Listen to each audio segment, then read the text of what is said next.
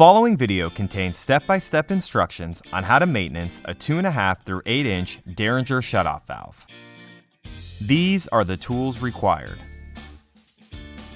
Before removing a Deringer backflow preventer for shut-off valve maintenance, make sure pressurized water is isolated from both the upstream and the downstream side of the valve to avoid injury and/or damage of the water system and surrounding areas. Make sure the shut-off valve is in the open position. Using a Torx driver, remove the indicator flag by loosening the set screw located on the shaft. Remove the indicator flag. Use a flathead screwdriver if necessary.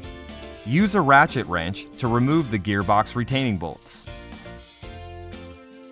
Gently remove the gearbox from the shaft. Use a flathead screwdriver to rotate the shaft a quarter turn counterclockwise so that the seal disc and the seal disc retaining bolts are facing the outside of the valve. Remove the eccentric seal disc retaining bolts. Remove the eccentric seal disc from the shaft. Make sure all eccentric seal disc retaining bolt O-rings have been removed from the eccentric seal disc. Remove the shaft from the valve body. Remove the O-rings from the shaft. Remove the wear bands. A flathead screwdriver can be used if necessary. Install the new wear bands onto the shaft. Apply lubricant to the new shaft O-rings. Install the new O-rings onto the shaft.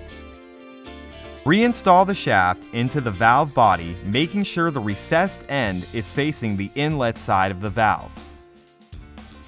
Reinstall the eccentric seal disc onto the shaft. Replace all retaining bolt O-rings. Reinstall the eccentric seal disc retaining bolts. Using a flathead screwdriver, rotate the shaft a quarter turn clockwise to set the shaft in place for gearbox reinstallation. Slowly lower the gearbox onto the shaft. Make sure the split washers are on the gearbox retaining bolts before installation. Insert all gearbox retaining bolts and then tighten. Using a Torx driver, reattach the indicator flag to the shaft. Make sure the valve was reassembled correctly by opening and closing the valve.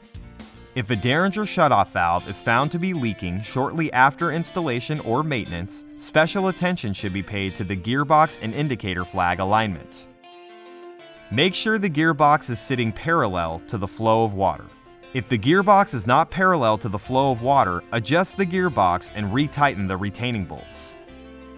It is important that the indicator flag turns to the exact perpendicular position relative to the flow stream to ensure that the shutoff valve will properly seal.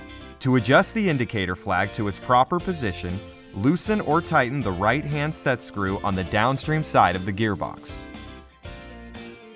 Tightening the set screw will rotate the indicator flag stop counterclockwise. Loosening the set screw will rotate the indicator flag stop clockwise. When installing a Deringer backflow preventer, Backflow Direct recommends using nylon straps wrapped around the main valve body to lift the valve.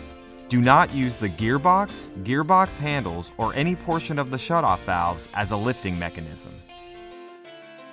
This video does not contain information for gearbox repair. If the gearbox needs to be repaired, please visit our website or give our technical support a call.